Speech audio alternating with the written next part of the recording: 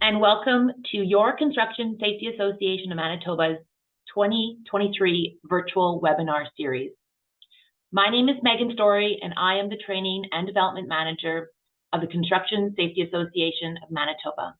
We are proud to be recognized as your premier and trusted source for safety and health information, resources, training, and core certification. Today's virtual webinar is an example of how we are striving to provide you with practical and relevant information to help with accident prevention in your workplace. For those of you who know CSAM, quite simply our answer is yes. How can we help? We will have the answers to your safety questions, or we will find the answer with the help of our qualified resources and partners in safety and health. Today, I am pleased to introduce Edwin Wooster. In today's webinar, we will learn how to identify occupational exposure hazards associated with equipment, tools, and hazardous building materials commonly used in construction projects. We will learn effective strategies to communicate and control these hazards during pre-construction planning and gain valuable insights into key regulatory requirements, risk assessments, safe work procedures, engineering controls, personal protective equipment, and exposure monitoring. Please note that this webinar is being recorded, and a copy of Edwin's presentation will be made available following today's event. And the webinar will be made available on CSAM's YouTube channel. Edwin will be taking questions, so please feel free to add those questions to the chat. And following the completion of Edwin's presentation today, he will have time to answer those questions for you. Edwin, the screen is all yours.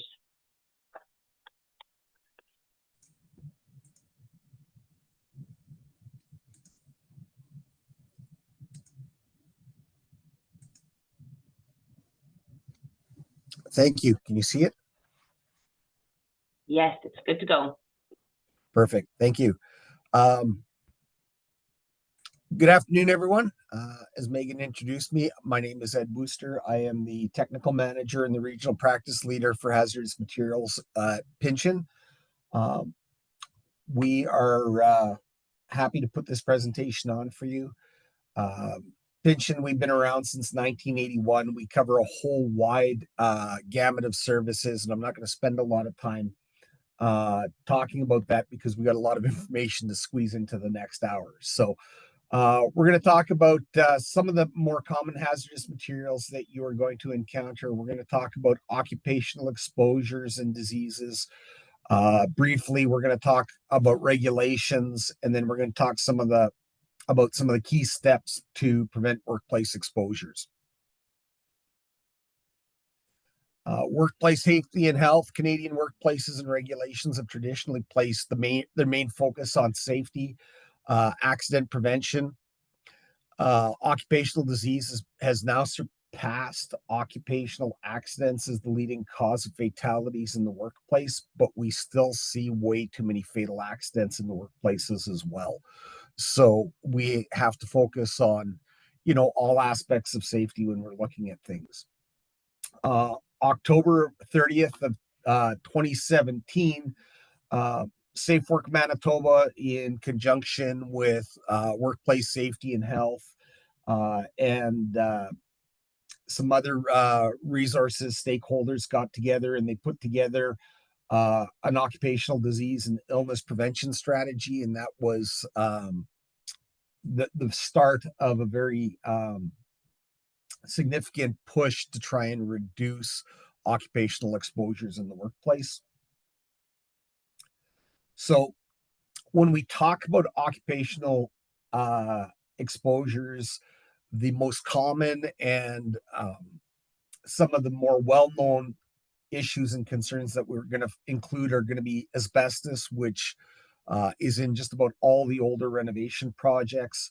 Mold can be present in old or new buildings. Anywhere you've got moisture, mold becomes a concern.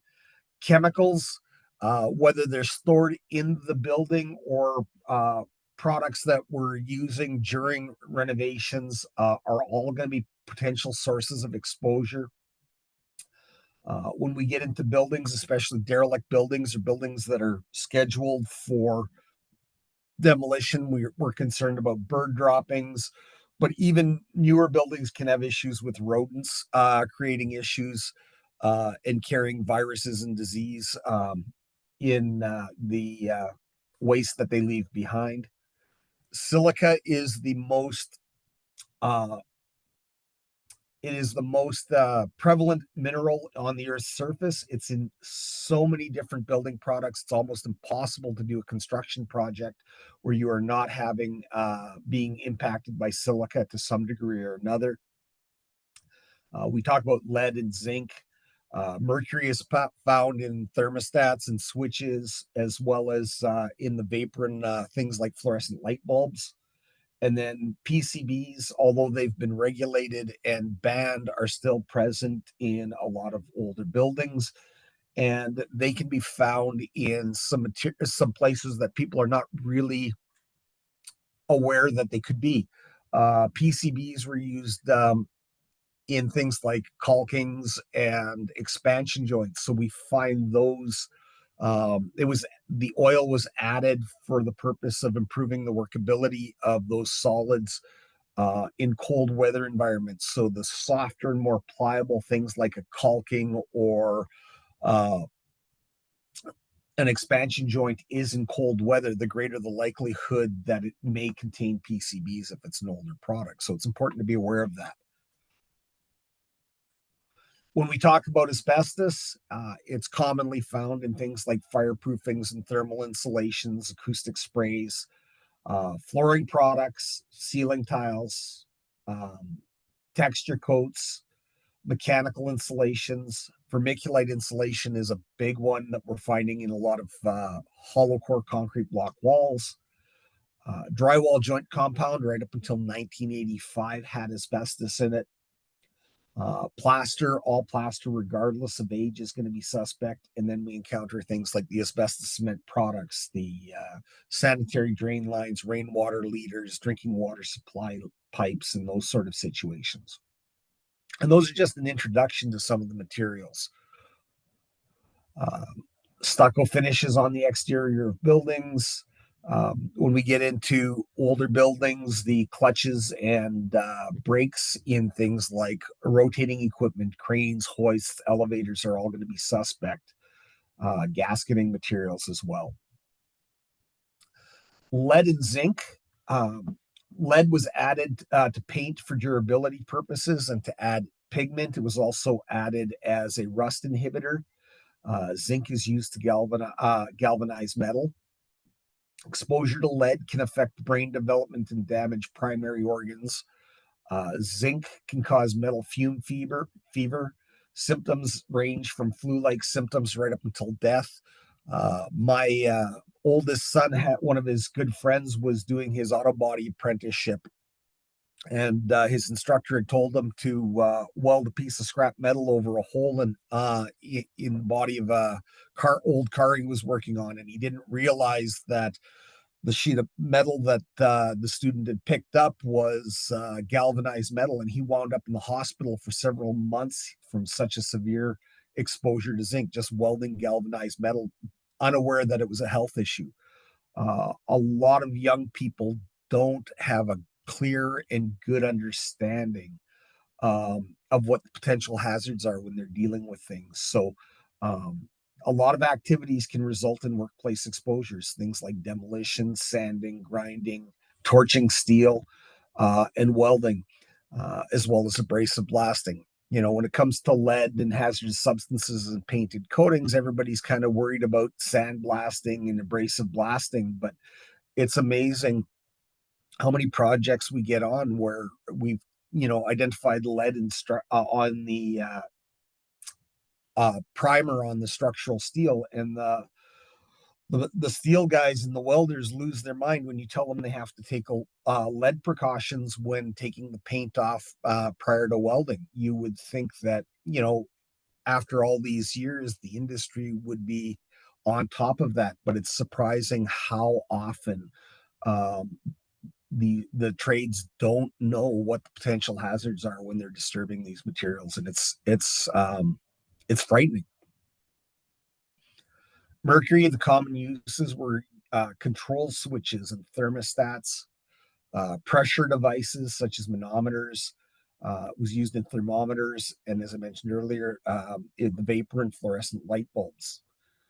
The challenges with mercury is the liquid is very difficult to clean up and it's very volatile, so it becomes airborne quite quickly when it is disturbed. PCBs common uses were capacitors and light ballasts, fluids and transformers, hydraulic fluids, lubricants and caulkings. It was used because it was non-conductive. It was great at transferring heat, and it was a good plasticizer. As I mentioned earlier, it kept things soft and pliable in cold environments. And when we think about hydraulic fluids, the most common thing that people think about is, the hydraulics on agricultural machinery and front-end loaders and construction equipment. But a lot of the older buildings had hydraulic elevator, still have, well, the new buildings have hydraulic elevators in them too, but the hydraulic fluid in some of the older buildings in their hydraulic elevators could be contaminated with PCBs as well.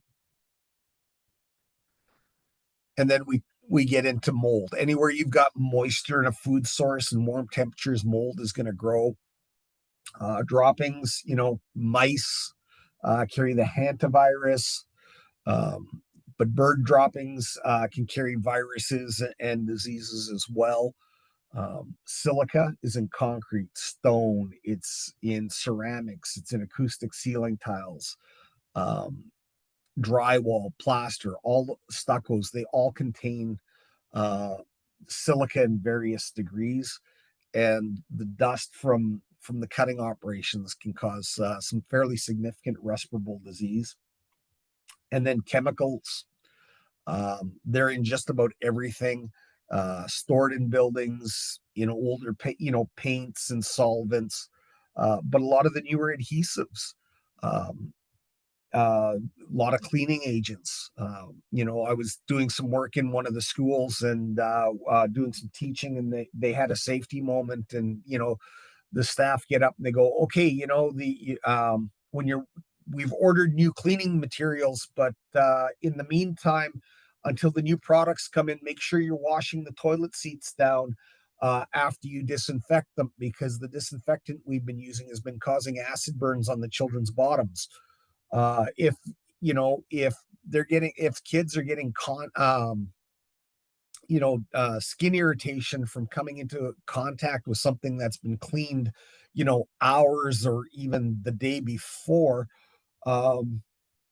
how significant of an exposure is it to the person that's, bending over, cleaning that toilet seat with no respiratory protection?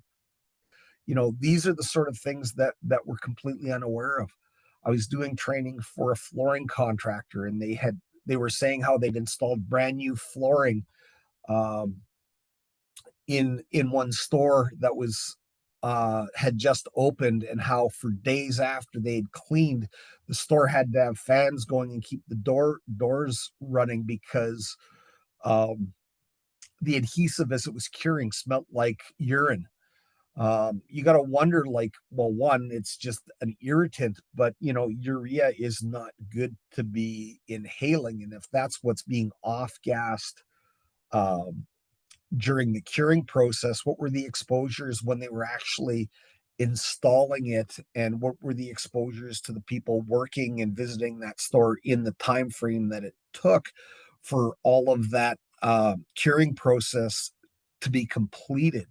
And so there's a lot of things that get ignored and are not necessarily looked at correctly, and it can be problematic.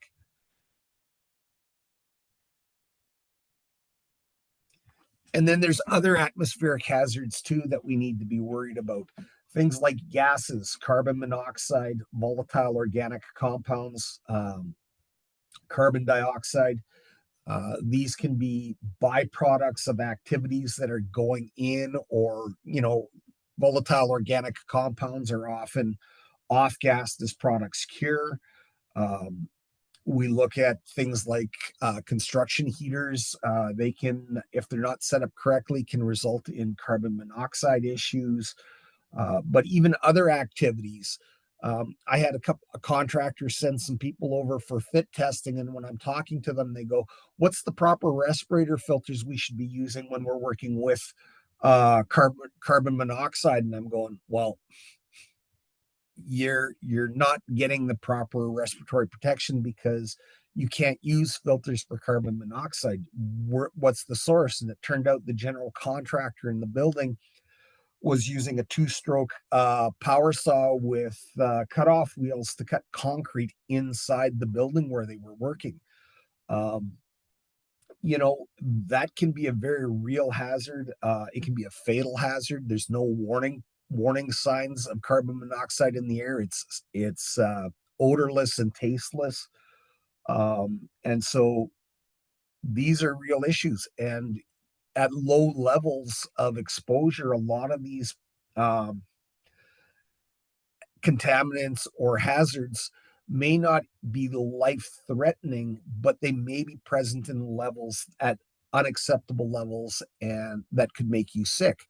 Our staff started using 4-gas monitors when going into crawl spaces, and we found on 2 different occasions they had to leave the crawl spaces because the carbon monoxide detector levels were too high in the crawl space, and they were flagged up by the 4-gas monitor.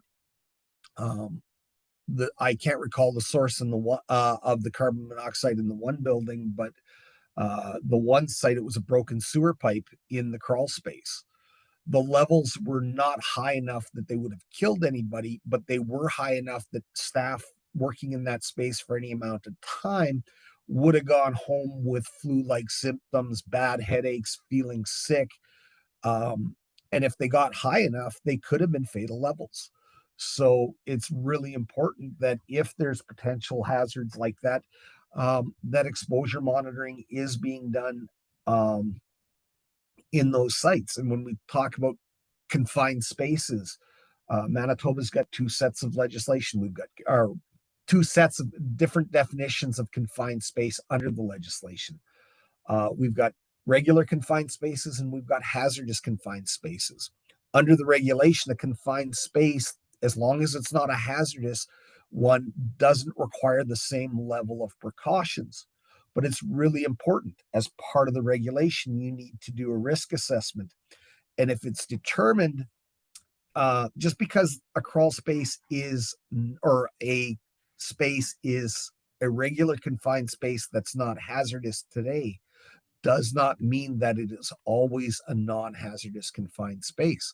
And so that, you need to be aware of that as well, because you go into a crawl space and you start welding and doing other activities. um, it's very easy that those spaces could become hazardous because of the byproducts of the activities that are going on in those spaces. So there's a lot of things that we got to look at. Smoke, nuisance dust, microbial contaminations, contaminants, and bacteria are also other sources of atmospheric hazards. Legionella is a big one. During COVID, there were a lot of buildings that were not being used, and the hot water storage tanks in the buildings were at the right temperature that they could breed Legionella bacteria. So after the pandemic was, or during and after the pandemic, we wound up doing a fair amount of Legionella testing in buildings over concerns over potential contaminants in the hot water systems. So these are all things that people don't automatically think of when they think about hazards in a building or a workplace. When we look at the Workers' Compensation Board statistics, um, the fatalities, motor vehicle accidents account for 19% of workplace related fatalities.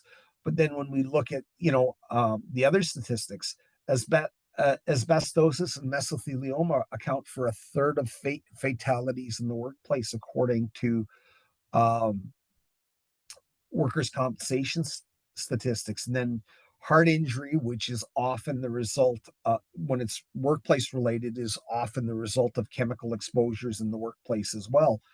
But then we look at other things like carbon monoxide, hydrogen sulfide poisoning, and asphyxiation. We've got 1% of fatalities annually fall under that. So there's a lot of potential exposure issues.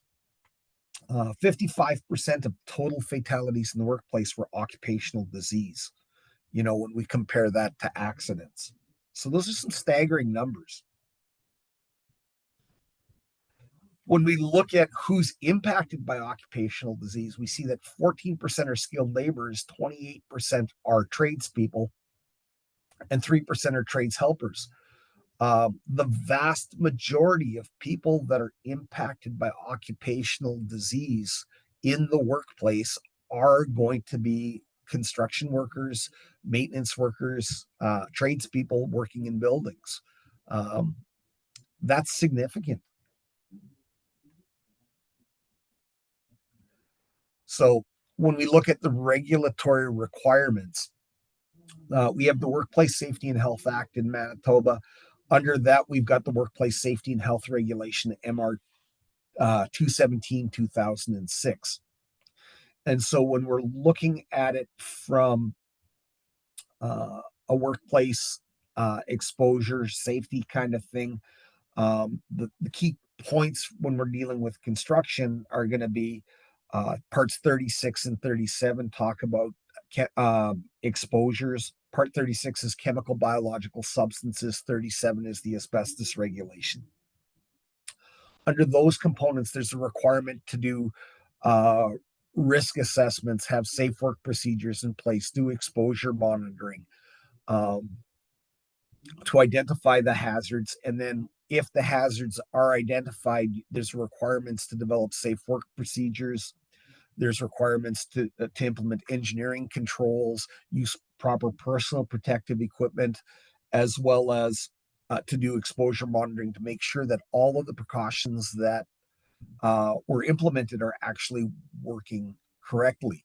One of the common issues that we find in the workplaces, though, is that employers have a tendency to think, well, I don't know about the risks, therefore there must not be any, which is completely incorrect way of thinking.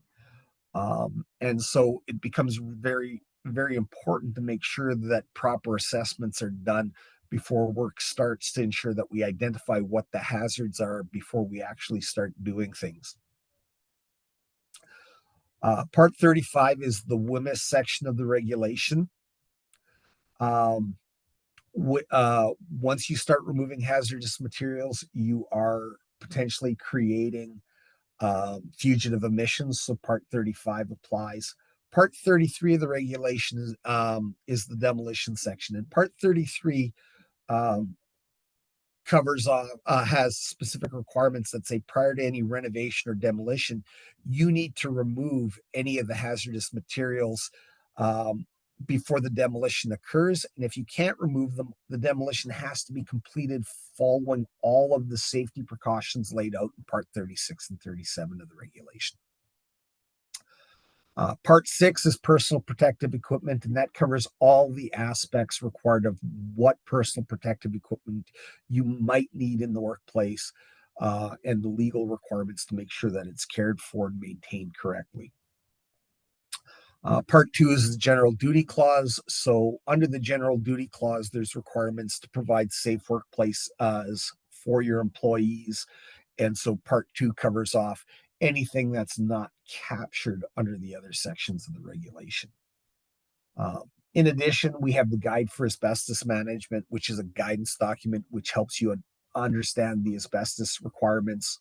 Transportation of dangerous goods is covered under the Transportation of Dangerous Goods Act. And we have a hazardous waste regulation in Manitoba, MR 195, 2015.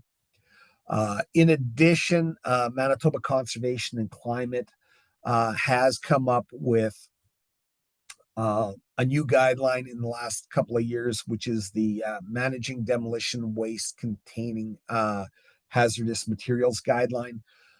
And that spells out the need to do hazardous materials assessments prior to actually doing the work and making sure that everything is the waste stream is managed correctly and safely. Under parts 36 and 37, there's a requirement to assess the risk for workers, establish the safe work procedures. There's requirements to conduct exposure monitoring where there may be an overexposure to a worker. There's requirements to implement effective control measures to actually protect the workers and to conduct additional exposure monitoring to ensure that the control measures are actually working effectively. Hazardous materials must be identified prior to renovations or demolition. And this is where parts 36 and parts 37 of the regulation come into play.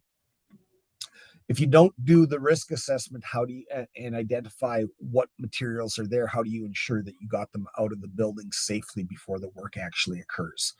And so this is where it becomes important to have an assessment done with a thorough report that identifies what the potential hazards are. And then once those materials are identified, there's a legal requirement to remove those hazardous materials in a safe manner, ensure that they are disposed of correctly. Which means it may become necessary to bring in qualified contractors or workers, as well as competent consultants, to make sure that the work is overseen and addressed correctly.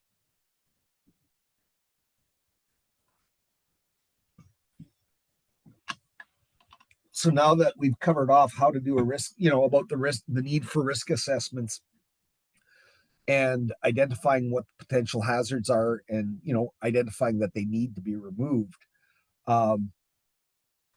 How do we prevent the exposures once we've identified those hazards? Well, first of all, it's important to understand the route of entry. How are the chemicals going to enter the body? What are the routes of entry compatible with the physical state of that chemical? Is it a solid? Is it a gas? Is it, a vapor? Is it something that's going to create problems through skin contact? And then understanding the types and effects of exposure. What are those chemicals going to do to your body? So when we talk about, exposures in the workplace, inhalation is probably the most common one that we encounter because when we get into construction sites, there's a lot of materials that are being disturbed, a lot of stuff that becomes airborne. But things like lead can be absorbed through your skin. Chemicals can be absorbed through your skin or through skin contact.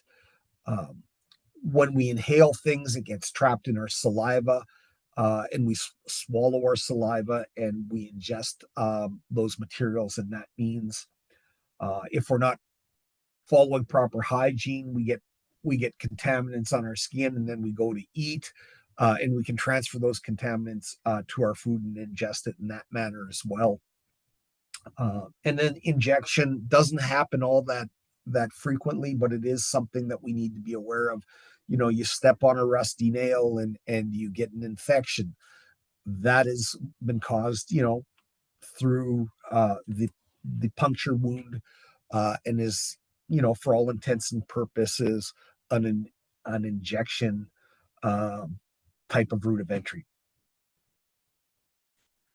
Then it's important to also understand there's two different types of exposures. Acute exposures tend to be from large doses over a short period of time, from accidental exposures or through system failures.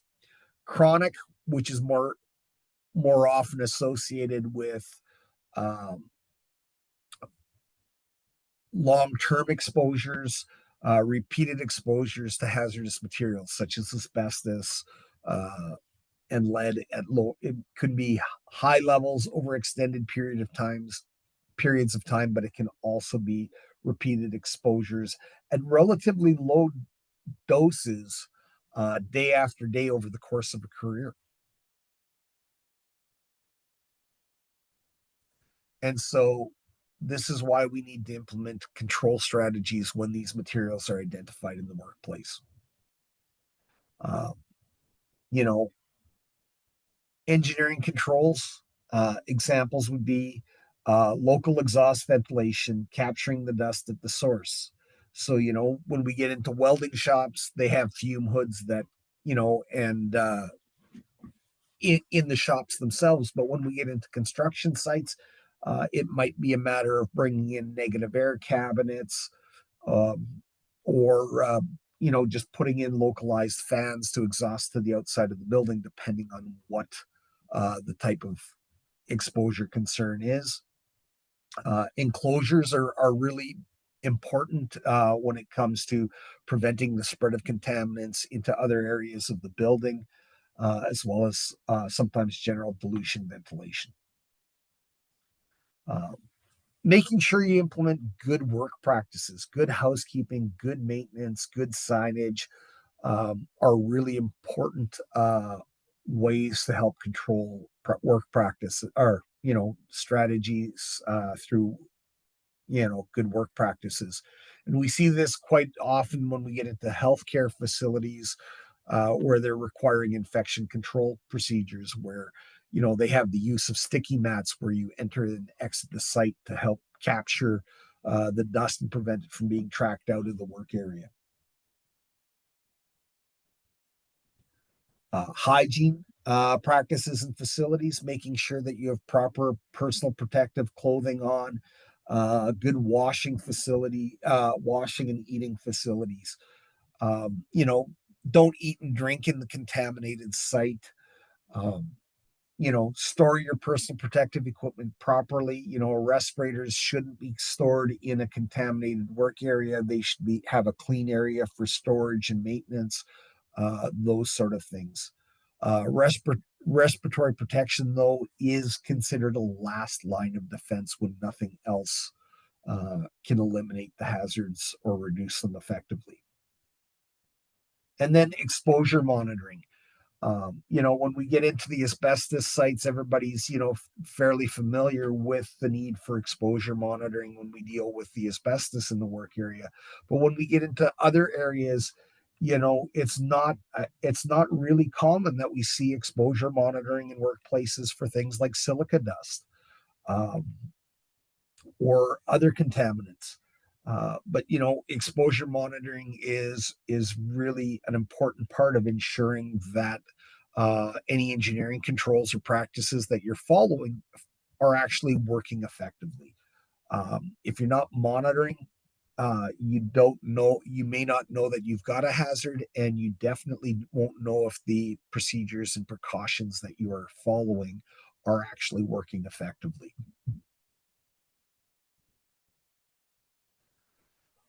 Personal protective equipment comes in all different forms. Hard hats and safety boots are, common, and they're expected to be used in the workplace. Hearing protection and eye protection we see all the time. It's very seldom that you go into construction sites and don't see reflective clothing anymore. But respiratory protection is very important, but it is considered the last resort for worker protection. It's appropriate when engineering controls or work controls are not practical or adequate, or when administrative controls are not feasible. Um, they're good for work for short duration or low frequency, or for temporary use, such as in emergency situations. But if we can avoid the need for personal protective equipment, in the form of respirators, by taking other precautions, that's always the best route to go. Once we get into hazardous materials abatement, though, lead, asbestos, mercury, it's very difficult to deal with those in a manner where respiratory protection may not be mandatory.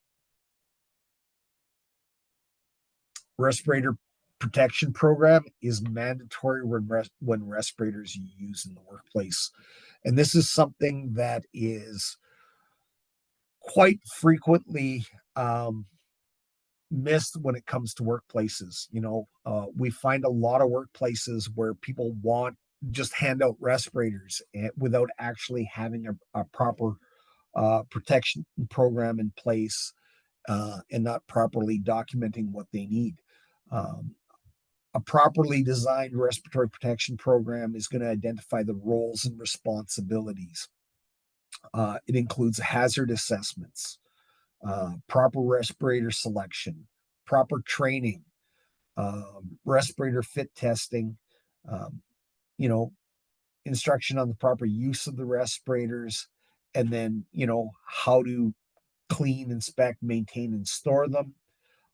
It may include health surveillance for users, program evaluation on a periodic basis to make sure that everybody is up to date and current on their training, making sure that fit tests haven't expired, making sure that changes haven't occurred in the regulations, and then maintaining good record keeping is all key parts of a respirator protection program. But so often we see that this gets missed. I don't hear it as often as I used to, but I used to get regular phone calls from contractors going, "Yeah, we're working in a crawl space. We're not sure if there's any hazards down there. There might be mold, there might be asbestos, there might be other stuff down there. Can you recommend a good respirator that we can hand out to our workers so that they'll be protected?" If you think there's hazards that may require respirator protection, handing out respirators just because you think there's hazards doesn't comply with the regulation. If you think there's hazards in place that require the use of a respirator, there's a legal requirement to do a risk assessment first and identify what those hazards are to make sure that you've correctly selected the right respirator for the hazard that's out there. Um, and making sure that the workers have actually been properly trained and fit tested with those respirators. Um, we see a lot of infractions when it comes to respirator use. Inadequate training, incorrect selection of the respirators. They've got the wrong respirator for the material that they're working with. Improper selection of filters. Workers not clean shaven. All it takes is 24 hours of beard growth to breach the seal of a respirator. If you've got 2 days of stubble on your face, you're non-compliant with the regulation when it comes to wearing a respirator.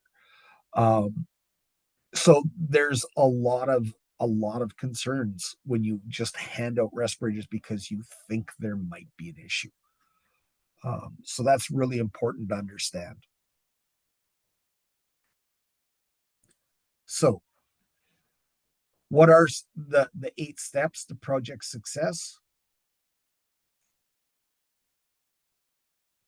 Advanced planning, which includes accurate details on the scope of work. It's really important to know upfront what exactly is going to be done, what materials are going to be disturbed, understanding what materials are going to be used, checking safety data sheets on new products that you haven't used to find out whether or not there's requirements for personal protective equipment when you're using them.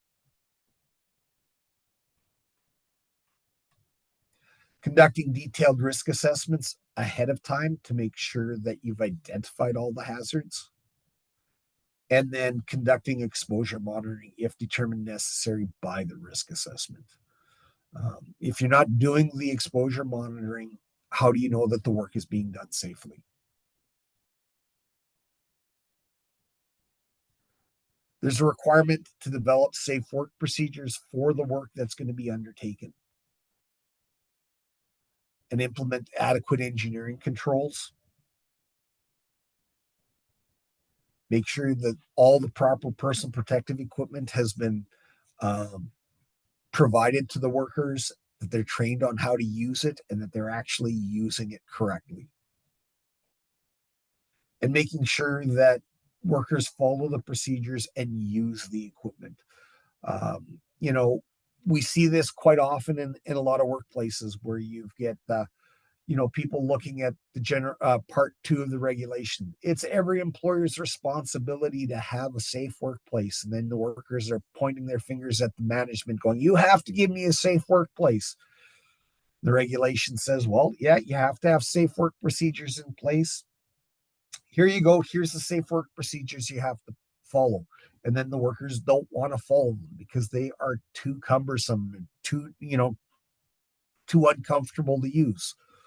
And then, if you have the safe work procedures in place, you have the safety precautions in place under the regulation, it's the worker's responsibility to follow those safe work procedures, and it's management's responsibility or the employer's responsibility to actually make sure the workers comply with the safe work procedures and that they take disciplinary action against anyone that doesn't follow the rules.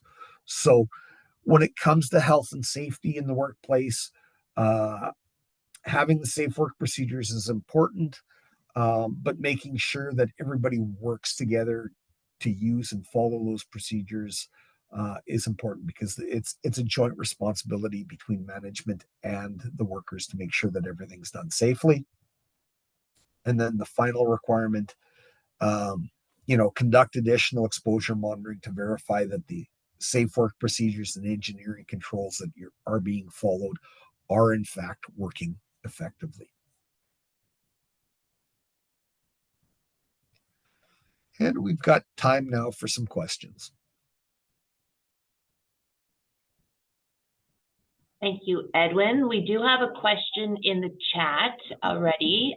For those of you who have been waiting to ask Edwin a question, feel free now to add that question to the chat box. While you're thinking about those questions or adding those questions to the chat, I'll just read out loud Ihor's question or comment. He said, could you make a mention of any differences between Manitoba regs and Canada regs on asbestos work? Yeah, well, federal regulations, they apply to all federally regulated workplaces. So it's not just federal government job sites. So it's not just crown corporations that are regulated. Banks, feed mills, transportation companies that cross provincial or international boundaries, any telecommunications, whether it's phone systems, internet cable, those are all federally regulated workplaces. So they all, federal regulations apply in each of those situations. When you've got the federally regulated workplaces, if there's a difference between federal and provincial guidelines, the stricter of the two regulations applies.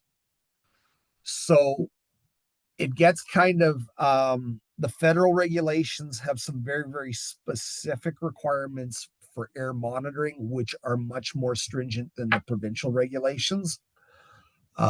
When we look at the provincial, federal regulations, there's a lot of stuff that is very similar. The type 1, the type 2, the type 3 procedures for the different types of materials are generally very, very similar. The requirements for isolating, the requirements for personal protective equipment, those are all very much the same or similar when we talk about federal and provincial. But when we get into the procedures, drywall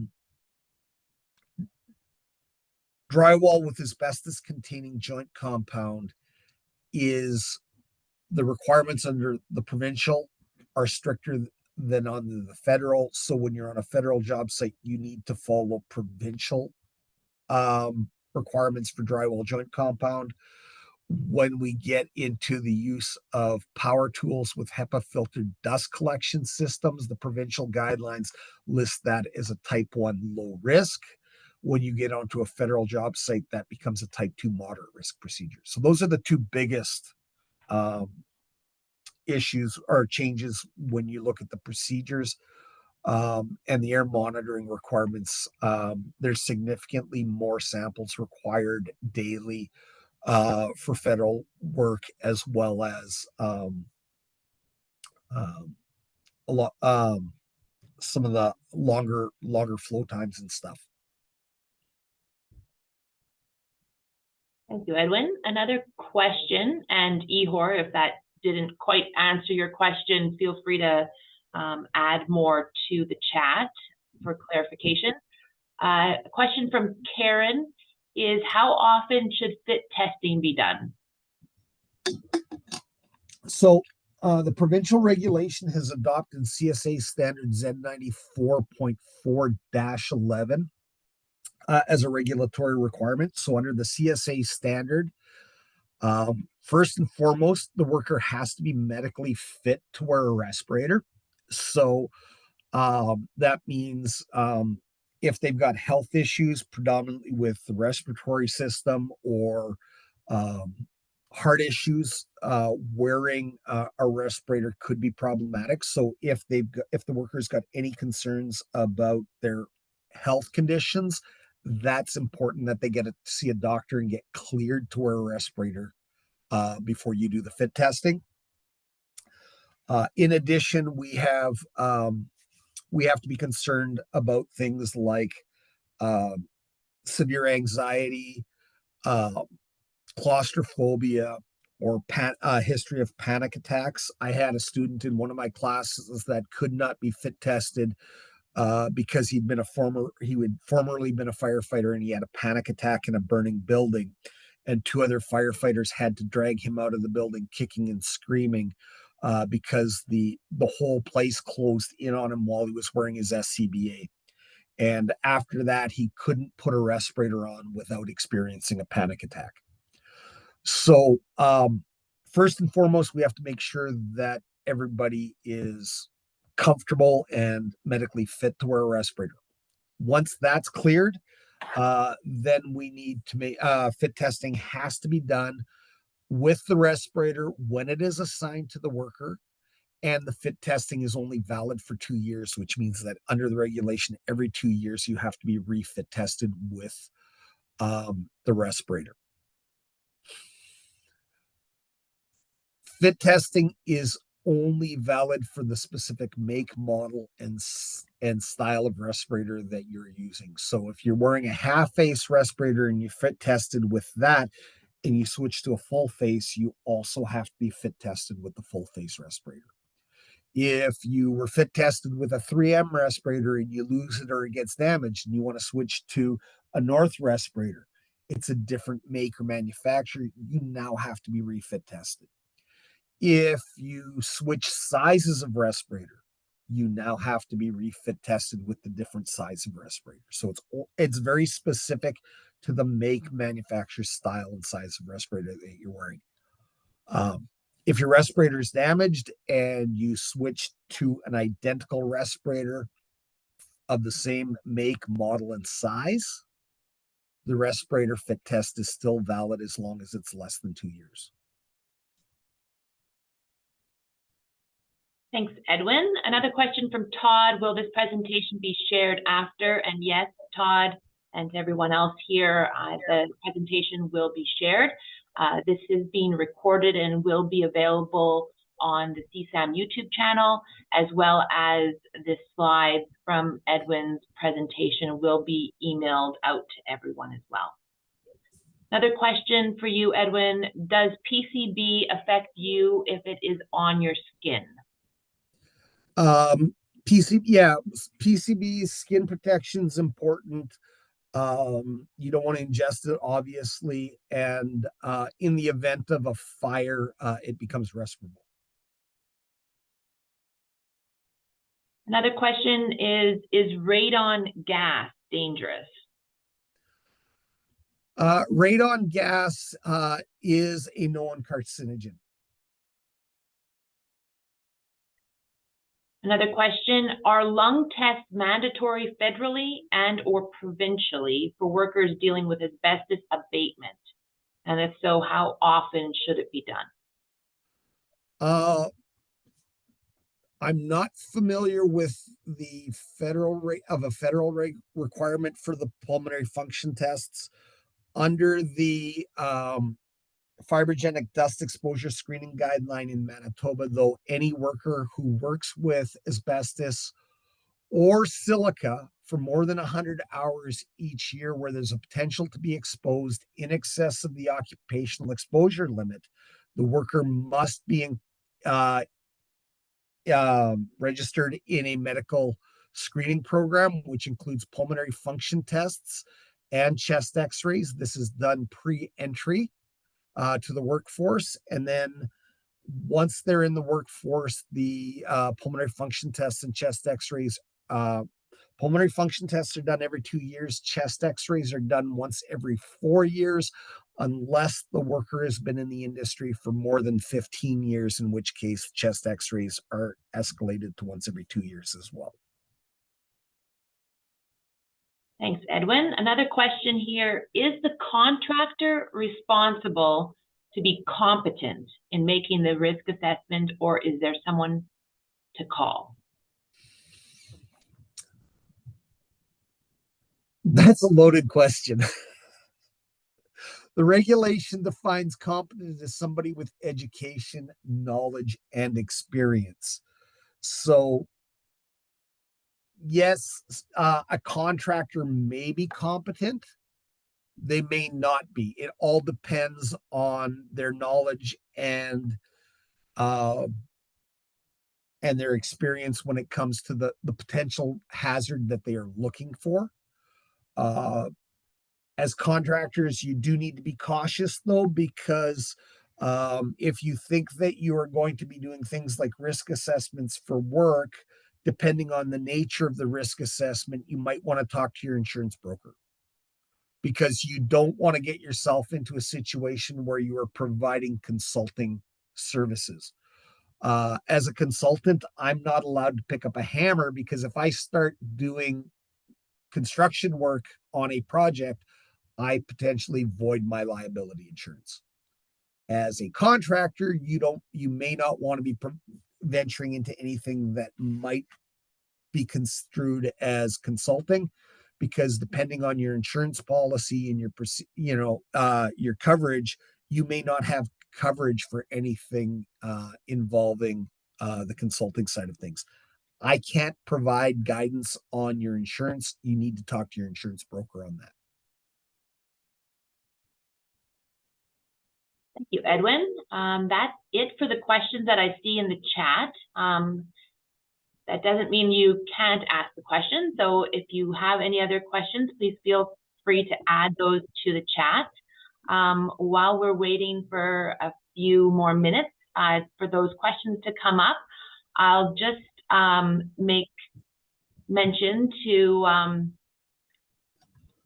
a few things, housekeeping items here. So thank you, Edwin, for your presentation, and to all of you who have attended today. We really value your participation today, and I want to make sure that everyone is aware that Edwin's presentation will be made available to everyone that participated as well as registered for today's event. And our Construction Safety Association Manitoba's YouTube channel will also have the recording of today's session available shortly. So check back to our YouTube channel for that. If you are interested in learning more about occupational exposure risk assessment, please consider registering for CSAM, the safety conference, this February 13th and 14th. So please mark that down in your calendar. We do have a session that Edwin will be facilitating on occupational exposure risk assessment at our conference. As well, please note that registration for that will be coming out shortly. I do see here some questions that just popped up. And no, sorry, Todd, I don't need to answer this to everyone, but yes, there was 5 of you in this group today. That's perfectly fine. I appreciate everyone's participation. And last but not least, before you jump off of here, we would very much appreciate your evaluation of today's presentation and our webinars in general. We want to make sure that we provide you with current and relevant information. So please take some time to scan that QR code, complete the evaluation. For your feedback would be much appreciated. And thanks again, Edwin. We really appreciate all the useful information. It's been great, and thank you all for attending. Enjoy the rest of your day. Thank you.